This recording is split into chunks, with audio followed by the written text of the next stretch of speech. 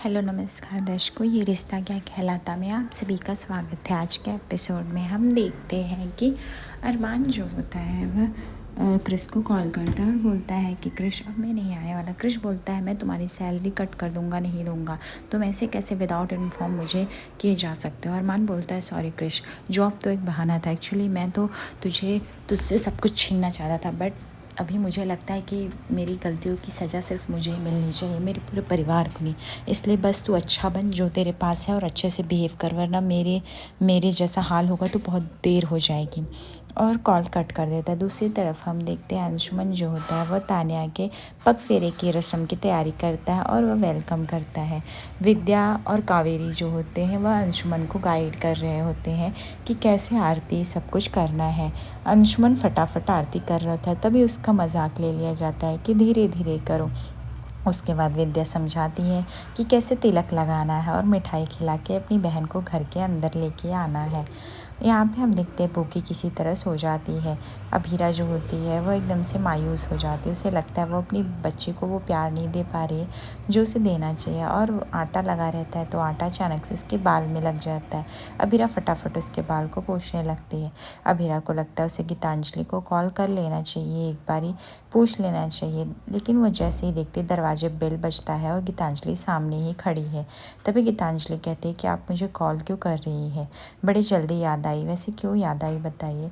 उसके बाद अंशुमन जो होता है तान्या को घर के अंदर लाता है और वो बोलता है कि तान्या पहले तो तू मुझे ये बता कि तेरे साथ क्रिश क्यों नहीं आया है।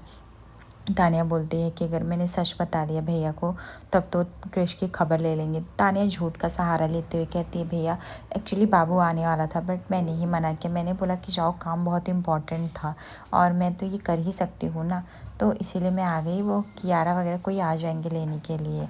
अंशुमन के बात खटकते हैं। अंशुमन बोलता है पक्की यही बात है ना, देख तान्या अगर ऐसा कुछ है तो तू प्लीज़ तू मुझे बता सकती है। तान्या बोलती नहीं नहीं भाई, कम शक क्या करो। अच्छा मुझे ये बताओ पहले आपने गोयका हाउस में क्यों बुलाया। तब यहाँ पे अंशुमन बताता है क्योंकि विद्या जी ने बताया है जहाँ से डोली उठती वहीं से लड़की का पग फेरा होता है। तभी यहाँ पे गीतांजलि बोलती है मेरी बच्ची को ज़बरदस्ती लेके मुझे और अरमान को रोता बिलखता हुआ छोड़ के आपको क्या लगा कि आप बच्ची का दिल भी जीत जाएंगी। इतना आसान नहीं है अभीरा, जितना आसान आप समझ रही हैं।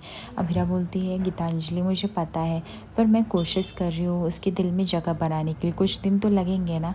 गीतांजलि कहती है 7 साल से मैं उसके साथ हूँ, तब जाके उसके दिल में मैं बसी हूँ। आपको लगता है आप 7 मिनट 7 घंटे में उसे अपना लेंगी, तो एक गलत सोच है। मायरू ऐसी नहीं है, मायरू मेरी बेटी है, इसलिए उसको पता है उसको खाने से पीने से लेके वो सब क्या ज़िद करती है ये सिर्फ एक माँ जानती है, वो अभीरा आप नहीं जान सकती है। आपके लिए तो 7 साल तक आपकी बेटी थी ही नहीं ना, आपको तो पता भी नहीं होगा आपकी बेटी की पसंद क्या है, नापसंद क्या है, क्या उसे पसंद है, कौन से कलर, वो सिर्फ मुझे पता है। तब यहाँ पे अभीरा बोलती हूँ खाना कुछ नहीं खा रही, आप कैसे दाल खिचड़ी बना बता दीजिए ना। उसके गीतांजलि बोलती हाँ हाँ क्यों नहीं, ये लीजिए रेसिपी मैंने लिख दी है, अब जाके बना लीजिएगा, लेकिन हाँ मुझे ये भी पता है खाने में भी दिक्कत होगी क्योंकि फिर आपको मुझे याद करने की ज़रूरत पड़ेगी, तो मैं यहीं पे हूँ बुला लीजिएगा, क्योंकि मुझे पता है मायरा तो आपके हाथ से नहीं खाएगी। वह अभीरा को चैलेंज करके चली जाती है। उसके बाद हम देखते हैं कि यारा तान्या को रेस्टोरेंट बुलाती है, जहाँ पे तान्या बोलती है मैंने अंशुमन भैया को जानबूझ के नहीं बताया बिकॉज वो ऑलरेडी बहुत ही डिस्टर्ब चल रहे हैं अभीरा भाभी पूकी को लेके, एंड क्रिश के लिए उन्होंने पहले से मुझे वार्न किया था। अब मैं और देती तो उन्हें बहुत टेंशन हो जाता और मैं नहीं चाहती। आई थिंक मुझे लगता है कि अभी थोड़े दिन तो मुझे खुद से ही हैंडल करना चाहिए। तभी क्यारा बोलती है कि हाँ तान्या, लेकिन तुम्हें जो भी है सब बता देना चाहिए, क्लियर रखना चाहिए। तान्या बोलती है पॉसिबल ही नहीं है अभी। उसके बाद देखते हैं अभीर आ जाता है। अभीर बोलता है मुझे बात करनी है। तभी तान्या बोलती है क्यारा क्या तुम्हें सच में से बात करनी है, अगर बात करनी है तो ठीक है, अगर तुम्हें ज़रा भी लग रहा है नहीं करनी है तो चलो हम अभी घर चले। क्यारा बोलती नहीं नहीं तान्या 1 मिनट रुक जाओ, अदरवाइज़ ये सीन क्रिएट कर देगा, मैं ना बस इससे मिल के आती हूँ ठीक है। अब दूसरे टेबल पे जाते हैं अभीर और क्यारा बात करते हैं, जहाँ पे अभीर वो सॉरी बोल रहा होता है क्यारा को।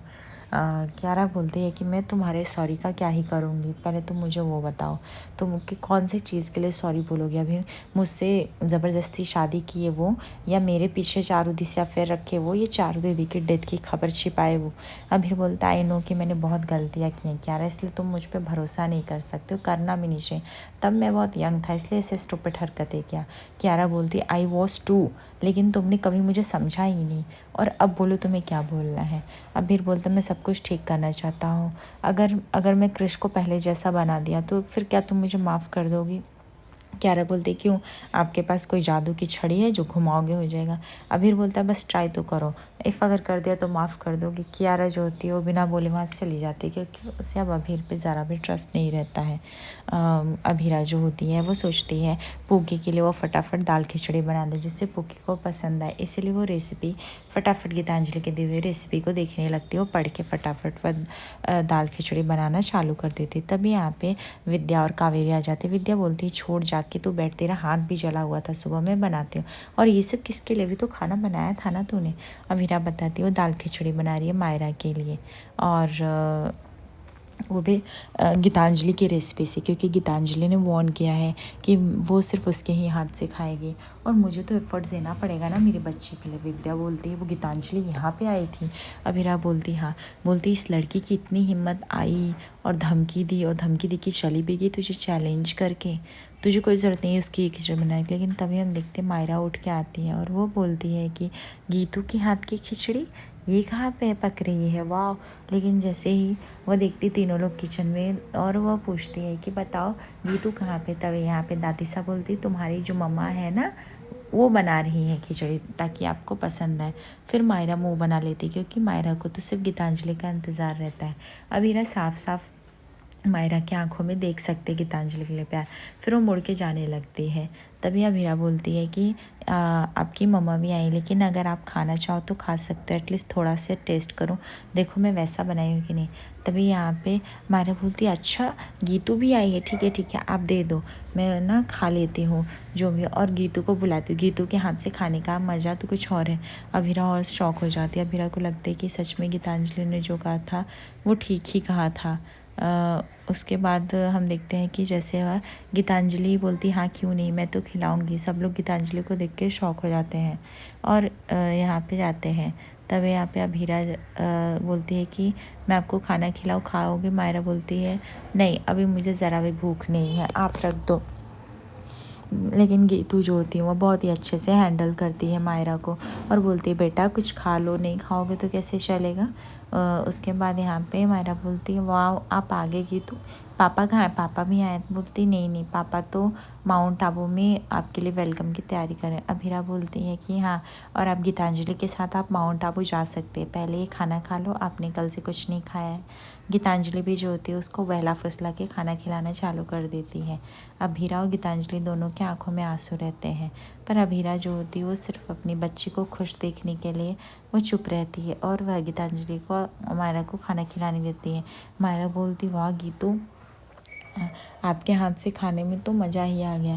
गीतांजलि बोलती हाँ अब जल्दी जल्दी खा लो, फिर हम चलेंगे माउंट आबू, फिर बहुत सारी तैयारी करनी है हमें, स्कूल जाना, सबको आपके सामान जो है ना वो सब आ जाएंगे।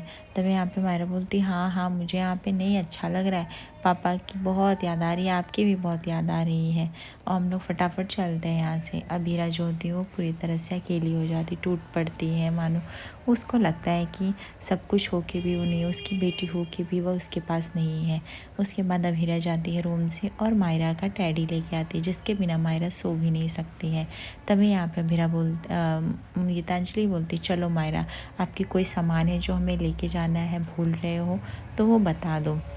वह विद्या जो होती है वह अमीरा को समझाती है कि तू ऐसा क्यों कर रही है, अपनी बच्ची को इतना दूर क्यों करी, 7 साल कम झेला है। अमीरा बोलती माँ मुझे कुछ नहीं पता, मैं उसकी आंखों में आंसू नहीं देख सकती, वो मेरे साथ खुश नहीं है, ये साफ साफ दिख रहा है मुझे, मैं उसके लिए कभी एक अजनबी हूँ और इससे ज़्यादा कुछ नहीं। वो अरमान के और गीतांजलि के साथ खुश तो है एटलीस्ट, और मेरे बच्चे की खुशी बहुत है। उसके बाद यहाँ पे हम देखते हैं कि मायरा जो होती है वह रेडी हो जाती है अभी गीतांजलि के साथ जाने के लिए, और उसके बाद वो जो होती है अमीरा के पास जाती है टैडी लेने के लिए।